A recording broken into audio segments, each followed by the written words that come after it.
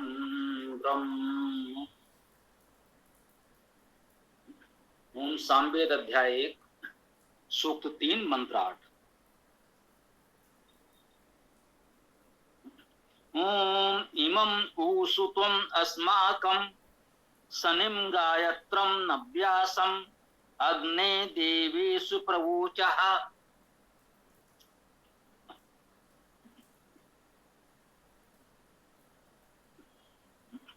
इमं यह इसको,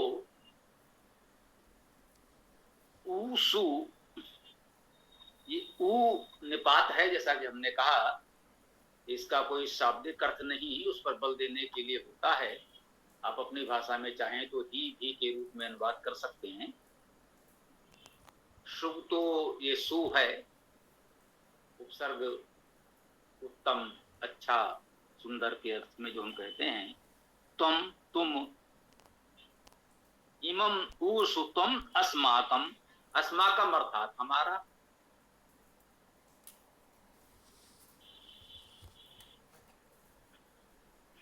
सनिम गायत्रम नव्यास। सनिम का अर्थ है दानी, सन धातु है, इसका अर्थ दान करना, संभजन करना, सेवा करना आदि बहुत से अर्थ हैं इसके।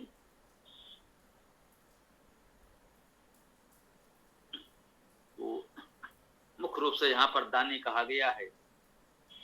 दानी, सेवा भावी, सत्कार करने वाले,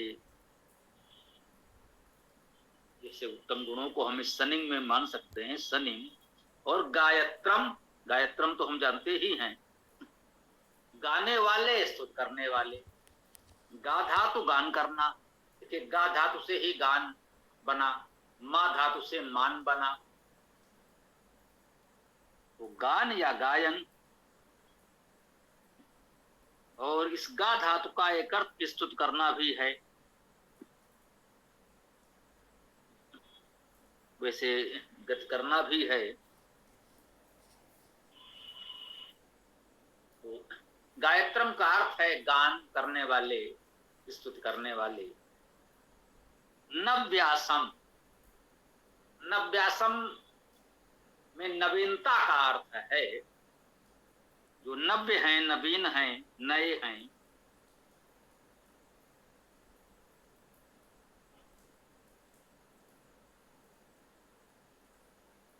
यद्यपि नव्यासम में भी धातु नु होगी, नूनो धातु का अर्थ भी स्तुति करना ही होता है। नूतन होना, नया, नवीन होने का अर्थ भी इसमें है। नवीन और नूतन शब्द भी इसी नु धातु से ही बनेंगे, दूसरा कोई धातु इसकी है नहीं। और नु धातु का अर्थ स्तुति करना भी है। तो ये कहें कि जहां भी हम नव, नवीन, नूतन की बात करेंगे तो वहां स्तुति का अर्थ भी कर सकते हैं। नव्यासम का अर्थ स्तुतियों को, स्तुतिकर्ता को, या नवीन, नूतन अर्थ कर सकते हैं। सनिम गायत्रम नव्यासम, यही मुख्य पद आया। शेष तो सर्वनाम ही थे, निपात है, सर्वनाम है। सनिम दानी, सेवा भावी, गायत्र गान स्तुत करने वाले। नव्यासम का अर्थ नवीन इसलिए कर लें क्योंकि दूसरा अर्थ इसका स्तुत करता है, तो वो तो गायत्रम में भी आ गया। ऐसा कर सकते हैं, गायत्रम का अर्थ आप गान से लें और नव्यासम में स्तुत ले लें। कह लें स्तुतियों का गान करने वाले, स्तुतियों को गाने वाले, ये अर्थ भी कर सकते हैं। शाब्दिक अर्थ के दृष्टि से ये सभी अर्थ तो ठीक हो ही गए, ठीक ही हैं। आप देखिए भाव के अर्थ से कोई अंतर नहीं पड़ा। यदि आप भावार्थ की दृष्टि से देखें तो गान स्तुत करने की ही बात हो रही है, कोई और इसका अर्थ निकला नहीं, कोई अंतर पड़ा नहीं। तो व्याकरण की दृष्टि से ही है कि नवीन स्तुत करने वाले, नवीन गायन करने वाले या स्तुति गान करने वाले बात एक ही हुई।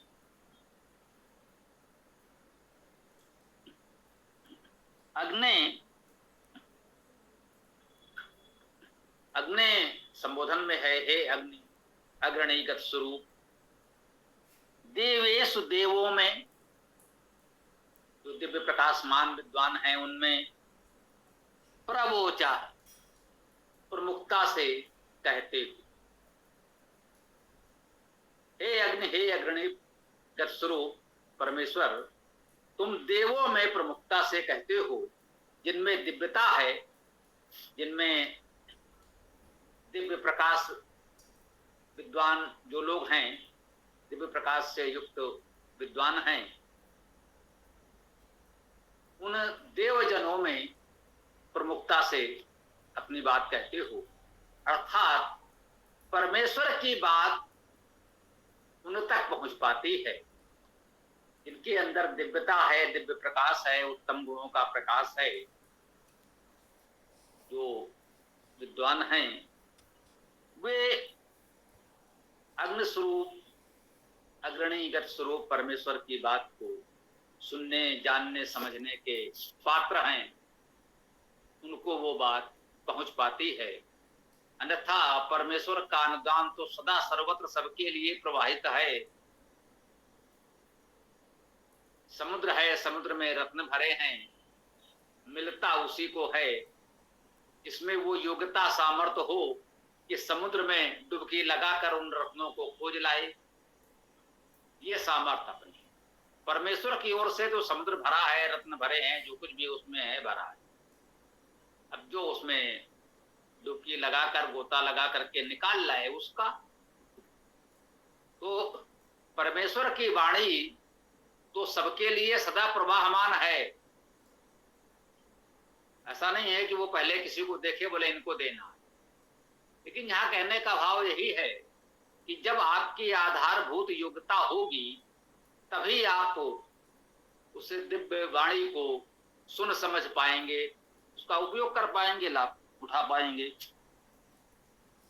तो इमम ऊसु त्वम अस्माकम, कह रहे हैं अग्नि हे इंद्रगत स्वरूप अग्रणी परमेश्वर, त्वम अस्माकम, तुम हमको, इमम ऊसु यही उत्तम, सनिम अर्थात गान, गायत्रम अर्थात गान स्तुति, नव्यासम नवीन अथवा स्तुति को, देवेश प्रवोचा देवजनों में, दिव्य प्रकाशमान विद्वानों में, प्रवोचा प्रमुखता से कहते हो। इस मंत्र का उत्तम भावार्थ हम ग्रहण कर सकते हैं।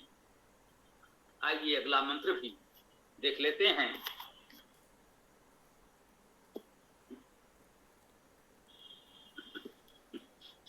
ओम सामवेद अध्याय 1 सूक्त 3 मंत्र 8, मंत्र 9, 8 अभी हमने किया, मंत्र 9 ये इसके पश्चात लिखा है 8 63 11, ये ऋग्वेद की संख्या है जैसा कि हमने आपको बताया था, तो वो 8 हमको दिखा।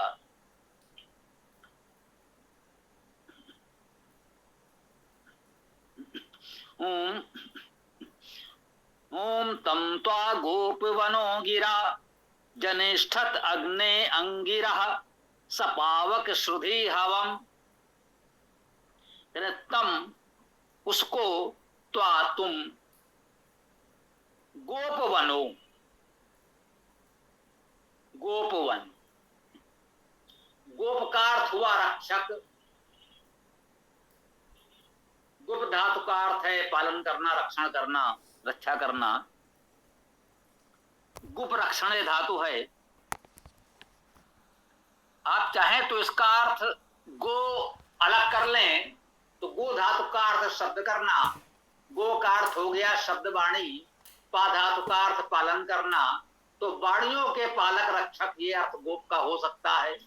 और गोप का अर्थ, गुप धातु का अर्थ रक्षा करना, तो गोप का अर्थ हो गया रक्षा करने वाले। तो गोप में आप वाणियों के रक्षक कह लें या रक्षा करने वाले कह लें, रक्षा का भाव तो है ही। अब कह रहे हैं गोप वनो, ये गोप वन है। वन क्या है? वन धातु का अर्थ भी मुख्य अर्थ सेवा करना है, शब्द करना है, सहायता करना भी है, आदि आदि। बीज से उत्पन्न होना, उगना, अर्थात सृजनशीलता भी है। वन के बहुत से, और आप देखते हैं हमने वन कह दिया, भाई ये वन है, वहां बहुत कुछ है, एक एक को कहां कहां गिना जाए, एक धातु ले ली, वन, उसमें सब कुछ है। बीज से बहुत कुछ उगता रहता है, सेवा सहायता की आवश्यकता तो है ही। जब वहां जाएं तो सेवा सहायता की व्यवस्था करके जाएं, पता नहीं कि संकट से जूझना पड़े, आपदग्रस्त होना भी संभवतः इसमें एक अर्थ है। वन में जाएंगे तो कब कहां कौन सी आपदा आ जाए पता नहीं। तो देखिए ऐसे ऐसे धातु धातु जर्त इस भाषा में है, सब कुछ समेट लिया एक छोटे से धातु में वन। गोप वनो, तो वाणी के रक्षक, सेवा सहायता करने वाले, या गोप वन रक्षकों की वाणी, रक्षकों की सेवा सहायता करने वाले, अनेक सद्गुण इस गोप वन में समाहित हैं। गोप बना प्रथमा एक वचन में है, गोप बना का गोप बनो हो गया, विसर्ग का ओ हो जाता है। भाषा के अपने प्रयोग में, संत के नियमों में भी इसको माना जाता है, वैसे भी समझ सकते हैं कि हाँ भाई है। गिरा, गिरा का सामान्यता अर्थ वाणी से ही लिया जाता है, वाणी द्वारा। धातु का अर्थ शब्द करना, गिरा वाणी द्वारा तृतीय एक वचन में ये प्रयोग है। पता है मेरे को पहले से। जनिष्ठत उत्पन्न करता है, जन धातु का अर्थ उत्पन्न करना, उत्पन्न होना तो है ही। कमता गोप वनो गिरा, जनिष्ठत अग्ने अंगिरा। अग्नि तो संबोधन में है, हे अग्रणी गत स्वरूप परमेश्वर, जनिष्ठत अग्ने अंगिरा। अंगिरा, अंगिरा में अंग धातु हो सकती है और तो कुछ नहीं होगी। अंग धातु का अर्थ है अंग होना, अवयव होना, जैसा कहते हैं भाई ये अंग है। चलना गति करना भी इसका अर्थ है, समीप आना, समीपता का अर्थ भी है। जो अंग है, कहते हैं भाई ये हमारा अंग है, हमारे शरीर का अंग है, जो अंग है वो समीप तो होगा ही होगा, इसमें तो कोई संदेह ही नहीं है। जो अंग है वो दूर कैसे हो सकता है? इसमें गति करना, चलने का अर्थ भी है। अंगिरा जिसमें ये सभी गुण, जो हमारा अंग ही है, जो गतिशील प्रगतिशील है,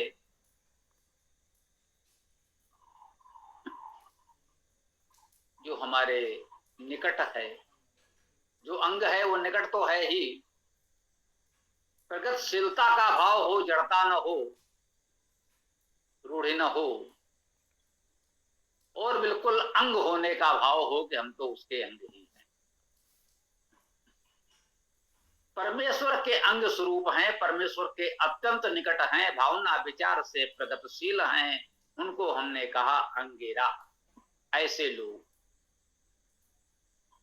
अंगिरा, उन्होंने जनिष्ठत उत्पन्न किया। कहते हैं अग्नि, हे अग्नि, अंगिरा ने उत्पन्न किया। किसको? तम, उसको उत्पन्न किया। त्वा का बहुत अर्थ हो सकता है। बहुत अर्थ क्या, यूं समझे कि विभक्तियां अनेक आप ले सकते हैं। त्वा अर्थात तुम तो वही रहेगा, वो मुख्य अर्थ तो नहीं बदलेगा।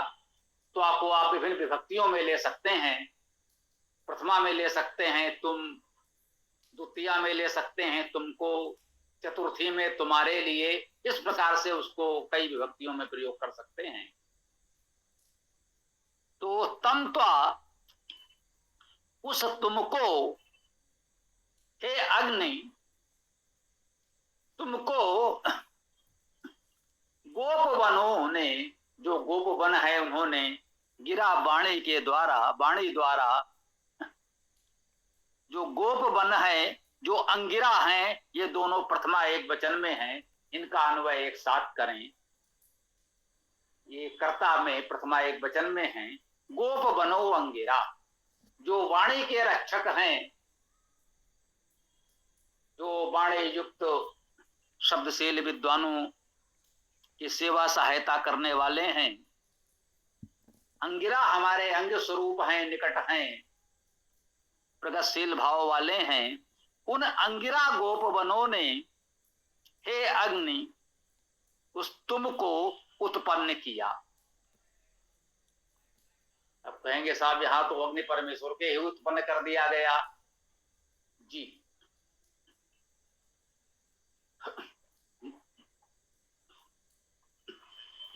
हम इसीलिए कहते हैं वेद तो बहुत विशेष है, ठीक है।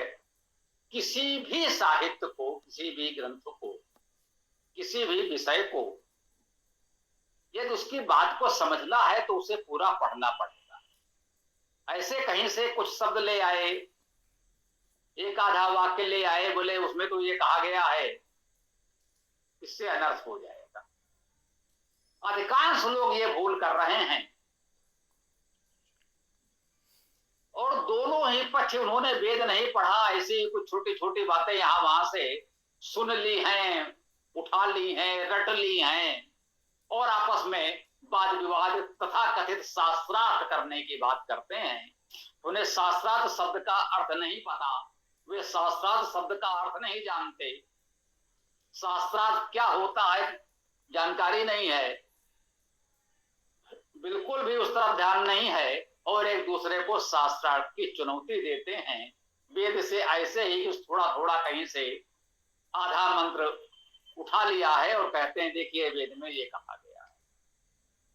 बिल्कुल मंत्र स्पष्ट कह रहा है कि तमत्वा गोप बनो गिरा जनिष्ठत अग्नि अंगिरा, हे अग्नि, तुमको गोपवन,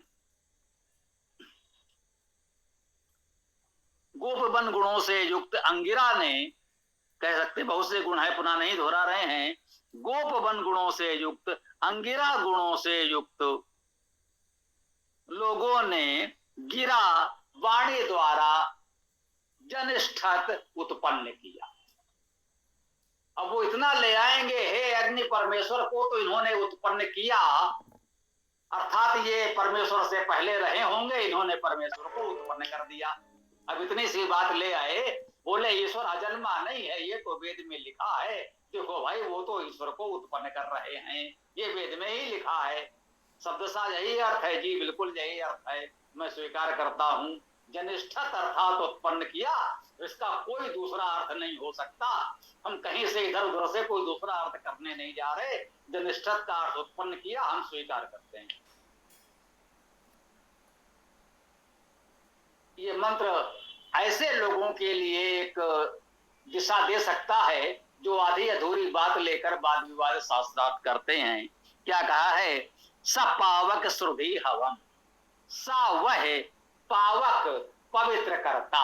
को पवने पवित्र करने के अर्थ में को धातु है, पावक का अर्थ हुआ पवित्र करने वाला। श्रुधि हवम, श्रुधि अर्थात सुने, श्रु धातु सुनना, श्रवण करना। हवम हमारे आह्वान को सुने, को धातु का अर्थ हमने कहा दान करना, आदान प्रदान करना और आह्वान करना, पुकारना भी है, वेद में तो है। किस किसके धातु पाठ में कितने अर्थ लिखे हैं संपूर्ण नहीं होंगे, लेकिन वेद के सभी विद्वान इसका ऐसा अर्थ करते आए हैं। हमने मान लिया कि हो धातु का अर्थ आह्वान करना भी है, एक नहीं अनेक स्थानों पर है और सभी ने किया है, इसमें कहीं कोई विवाद मतभेद नहीं है। कह रहे हैं वह पावक, वह पवित्र करने वाला, श्रुधि हवम, हमारे आह्वान को सुने। अब हमारे आह्वान को कौन सुने? जिसने परमेश्वर को उत्पन्न किया या परमेश्वर सुने? चलो भाई दोनों सुन लें तो और अच्छा। अब इस विषय को समझ लें, मंत्र की बात पूरी हो गई। तो अब इस विषय को समझ लें कि ईश्वर को उन्होंने उत्पन्न कर दिया। जब ईश्वर ही नहीं था, कुछ लोग थे जिन्होंने ईश्वर को उत्पन्न किया, तो ऐसे ईश्वर का महत्व क्या? ऐसे ईश्वर का कोई महत्व नहीं है, हम स्वीकार करते हैं। रहस्य छिपा है।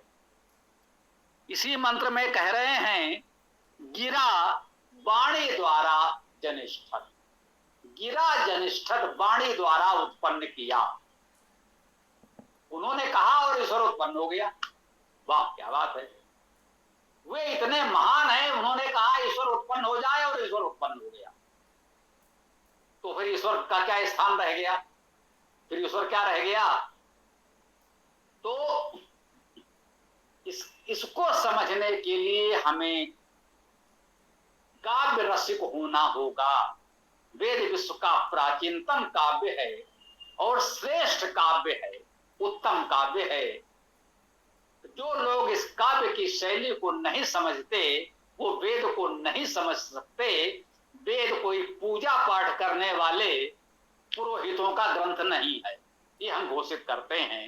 ये कथित रूप से आजकल जिस अर्थ में धर्म ग्रंथ कहा जाता है, जी इस अर्थ में गीता, पुराण, बाइबल, कुरान धर्म ग्रंथ कहे जाते हैं, उस अर्थ में तो वेद धर्म ग्रंथ नहीं है। वेद धर्म ग्रंथ है, सच्चे धर्म का ग्रंथ है। उस अर्थ में सांप्रदायिक अर्थों में धर्म ग्रंथ नहीं है। ये विश्व का श्रेष्ठ काव्य है, प्राचीनतम काव्य है। कितने सुंदर ढंग से कह रहा है। अब देखिए, वो परमेश्वर अनादि है, अनंत है, सर्वत्र है, सर्वव्यापी है। उसे उत्पन्न करना है तो क्या करो? गिरा जनिष्ठत, वाणी द्वारा ही उत्पन्न करो, और कोई उपाय नहीं है। हम उसकी स्तुति करते हैं, उसकी स्तुतियों का गान करते हैं। गोप बनो का अर्थ भी हमने किया। गो का अर्थ भी शब्द, गो धातु का अर्थ शब्द करना, गो का अर्थ शब्द या वाणी, पा धातु का अर्थ रक्षण करना, गोप का अर्थ हो गया वाणी का रक्षक। जो वाणी के रक्षकों की सेवा सहायता करते हैं, वन धातु का अर्थ सेवा करना, सहायता करना। तो ऐसे विद्वान वेद पाठी स्तुति करता अपनी वाणी के द्वारा उस परमेश्वर को उत्पन्न कर लेते हैं, प्रकट कर लेते हैं। इन वेद मंत्रों के गायन से उस परमात्मा का दिव्य स्वरूप स्पष्ट होता है, परमात्मा का सत्य स्वरूप स्पष्ट होता है, और हम उस परमेश्वर को सत्य स्वरूप में, दिव्य स्वरूप में अनुभव कर पाते हैं। यही उसका उत्पन्न करने का भाव है। ये भावार्थ है, ये काव्य है, अलंकार है। इसको इस रूप में नहीं समझेंगे, शब्दसा कहेंगे ईश्वर को उत्पन्न किया, ये तो संभवतः संसार के किसी भी धार्मिक कहे जाने वाले मत पंथ संप्रदाय में नहीं कहा गया होगा कि किसी ने ईश्वर को उत्पन्न किया। जो भी मत मतांतर हैं, संप्रदाय हैं, जो भी अपने आप को धार्मिक मत पंथ कहते हैं, सब ये मानते हैं कि पहले ईश्वर ही था, उसी ने सारी सृष्टि उत्पन्न की। और वेद मंत्र स्पष्ट रूप से कह रहा है, गिरा जनिष्ठत, वाणी के द्वारा उसे उत्पन्न कर दिया।